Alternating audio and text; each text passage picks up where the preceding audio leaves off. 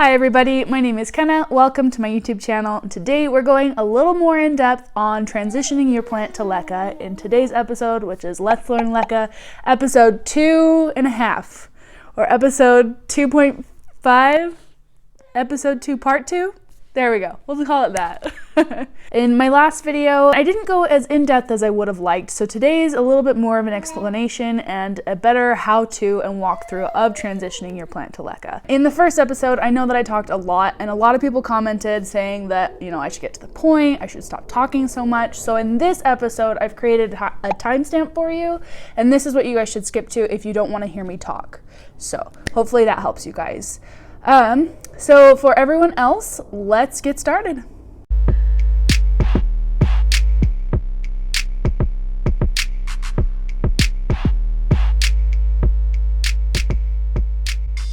I have already pre-recorded what I am doing today.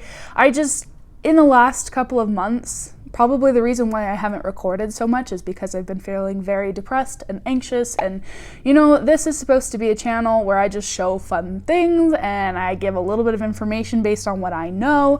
I'm not a professional, this is not my job, so I am just gonna show you guys what I like to do as far as LECA and plants on a very sporadic basis. So today I'm showing you guys my Fiddle Leaf Fig that I transferred to LECA. It used to be about 6 feet tall. I don't know how tall it is now. I'm looking over there because that's where it's at. I've kind of done some stuff to it in the last year and a half that I've had it, but let me just say, when I first got it, I didn't know you were supposed to have, this is so dumb.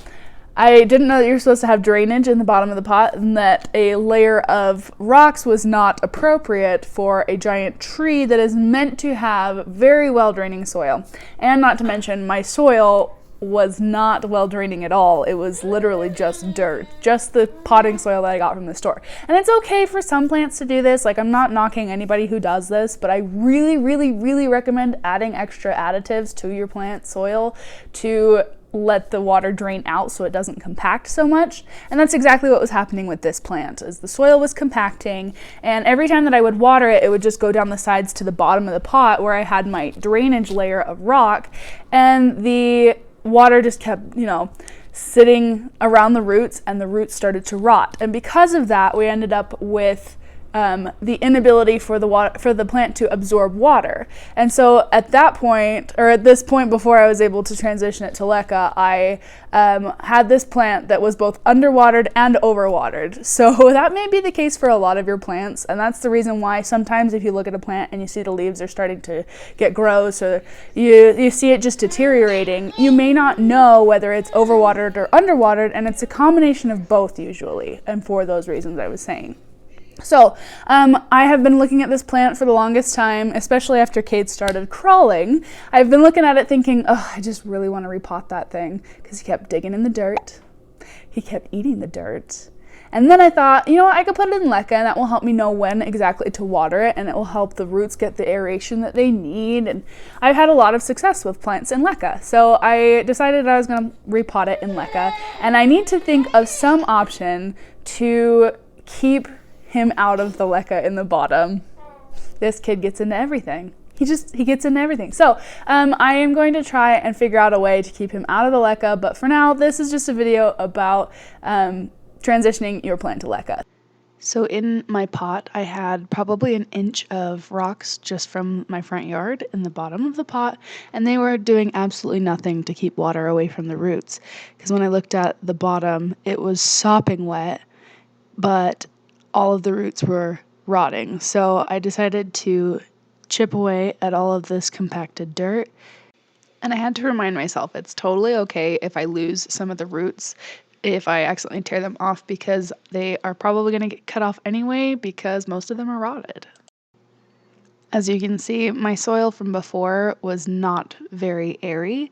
It compacted easily because, well, one, the grower had actually used styrofoam instead of perlite, and styrofoam doesn't hold any water. So what perlite does is it will absorb water and keep it away from the roots, but the roots can draw it out whenever it's needed. Whenever the soil gets too dry, it can pull the water out of the perlite. And same will go sometimes for pumice or if you add LECA to your soil. But in this case, the styrofoam wasn't doing it any favors. And there were several pockets where there was way too much of those fertilizer pellets, and I think that it could have caused a little bit of a fertilizer burn.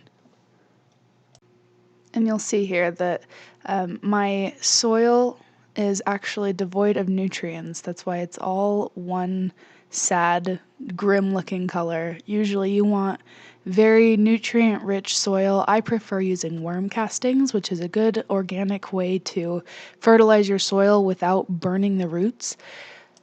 But I know that there are many other ways that you can fertilize your soil, but my favorite way to do it is worm castings. But I guess, honestly, my new favorite way to grow plants is in LECA, and it just kind of depends on the plant. So the best piece of advice that I can give for removing soil is to get as much of it off as possible, and then after I have removed as much as possible to avoid clogging my drain in the bathroom, I will take it in the bathroom to rinse all the roots. But it's very, very important that you guys have a strainer on your bathroom sink or your kitchen sink to avoid clogging. So I moved this giant tree downstairs to my bathroom to spray it off in the tub. I have the strainer over my drain just in case. And what you see in my right hand is my bidet attachment on my toilet. We use it to spray our cloth diapers, and I mostly actually use it to clean off plants just like this, because I find that the power washing feature is really good for removing some of those rotten roots and also getting rid of all the tough dirt that's stuck on. But you do have to be careful with delicate roots on things such as begonias or why is nothing coming to mind right now? Anyway, just know that it's very important to get rid of as much of the dirt as possible, because the dirt slash soil or whatever medium you had it in beforehand can sometimes carry bacteria. That bacteria will sit on the roots and eat away at them and cause them to go mushy and gross and rot. And it can also cause mold buildup in your reservoir when you plant it into LECA. So because I have so many roots on here with this plant, I have used a toothbrush to get into all the fine nooks and crannies to make sure that I really, really get it cleaned out. If I have any soil left over, that soil can hold on to water and onto that bacteria. So using a toothbrush, a soft bristled toothbrush, say that 10 times fast, a soft bristled toothbrush around all of the joints between the roots and the stem will really help to make sure that you get every little bit. And as I'm going, I'm also pulling away as much of the rotted material as possible, because this poor guy suffered a lot. And I don't know if you guys saw the roots beforehand compared to what it's starting to look like now. It's really sad. I let this guy go way too long without checking the roots because, COVID's got me sad. It's got me real depressed, especially with this election season. So I just had no energy and no time to take care of it. And I feel like a lot of my plants are suffering because of it. And maybe we all go through this, but it's rough.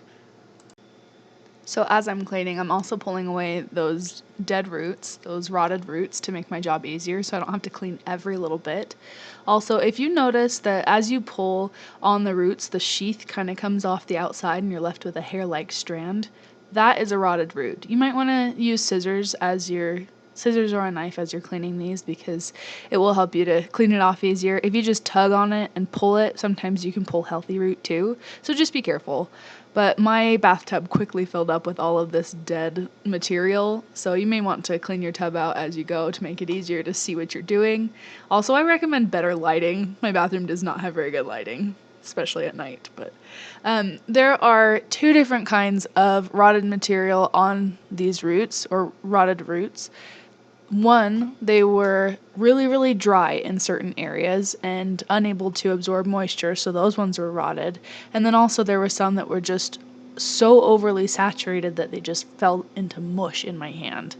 And sometimes you can have a combination of the both. Like I was saying earlier in the video, sometimes your plant can be both overwatered and underwatered, and it's important to always watch what you're doing with your plant, keep an eye on the roots, and sometimes that's why I like growing in LECA, because you have easy access to the roots and can see what's going on. Also, you are able to flush and repot easily, and your LECA is reusable, so you don't have to throw soil away and start over with new soil. You just boil your LECA or rinse your LECA and use it again. I love that it has infinite uses.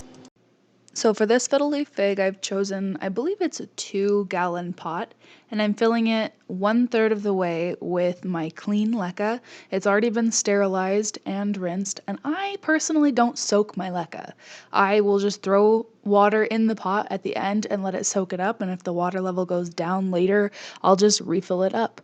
I think a concern that people have with soaking your LECA or not soaking your LECA is that it could suck away some of the moisture from the roots if your LECA is not pre-soaked beforehand.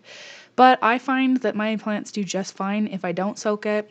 You know, it's just a personal preference. I feel like people put way too much energy into thinking about the specifics with LECA, but really semi-hydroponics and all of this semi-hydro plant growing really can just be done to your preference, and there's nothing super specific that you have to do. One of the things that I do find is very, very important is making sure that the LECA touches all of your roots. If there's some gaps where the LECA is not touching some of the roots, or that too many of the roots are up against the wall of your pot rather than being in all of the pebbles, you will find that those roots will die off faster and cause mold. They'll go rotten faster, and it's a lot less likely that they'll adapt to your LECA. But what I have here are soil roots. These are not water roots. There's a difference between the two. When you grow something in LECA, those plants will adapt to their situation in this new substrate. If you take a plant from soil to LECA, they have to regrow roots and adapt to the different microbiome that is now in your LECA. So don't be discouraged if you find that you do lose a lot of roots in your transition. It's totally normal. You're going to find that you have to pull it out, clean off some of the dead roots, and stick it back in maybe a couple of times. Every 2 weeks-ish, depending on how quickly the plant is declining, I will check the roots. I'll pull it out, check the roots, rinse it off, maybe clean it with soap. It depends on the plant. And I'll rinse my LECA and then stick it back in. So what I'm doing here is kind of pulling up on the plant, jiggling the roots around, and making sure that all the LECA is touching all of the roots, making sure it feels stable in there. I will stick my fingers in and kind of jostle the LECA balls around to make sure that they really touch the roots and hold the plant upright so it doesn't fall over. And I think for this one, right next to me in the white bucket it's a 2-gallon bucket. So I think the pot that I put it in is maybe 1.5 gallons, 1 gallon, 1.5 gallons, something like that. But I ended up using a lot of LECA. This is probably 5 quarts-ish. Hopefully that helps you guys gauge what you might need for your plants. But so what I'm doing is moving it to the side to pull my pot from my grandpa's funeral. This is my favorite pot that I've been wanting to use for forever, and I'm finally able to use LECA and put it in this pot as a cash pot. The holes at the bottom will drop some LECA, but you'll find that they'll start to settle. So I'm setting it inside. Normally what I'll do is I'll rinse through the LECA first and let all of the clay dust rinse out, but I kind of didn't care. I was exhausted and tired, but I do recommend that. And next to me, I have Super Thrive water that's been balanced. The pH has been balanced. I have it at about a 5.5 generally. I do have another video for you in case you're wanting to use the nutrients that I use, but feel free to use whatever you need. I took about 1 gallon to fill this up, and what I do is I fill it to 1/3 the level of the LECA. Not the level of the pot, but the level of the LECA, because you don't necessarily want the roots sitting in water. You want the LECA to be able to leach the water up. Remember how I said Cade likes to get into my stuff? I cut this dumb little thing out of some foam core board that I had just to see if maybe it would keep him from digging in the LECA.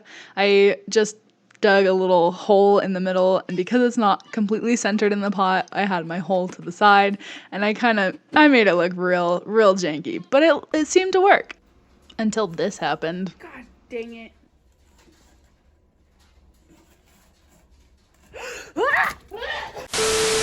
Thank you guys for watching. I really appreciate the love and support that you guys have shown me.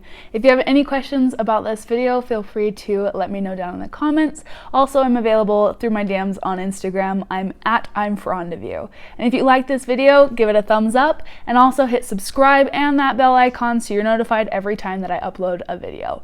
For next week's video, I'll be diagnosing some of my plants that I've already transferred to LECA that are going through some problems, because there's always that transition phase, and it's good to know beforehand, before you hit that transition phase, what could possibly go wrong. If you have questions about that, just let me know. But thank you guys so much for watching, and I'll see you in the next one.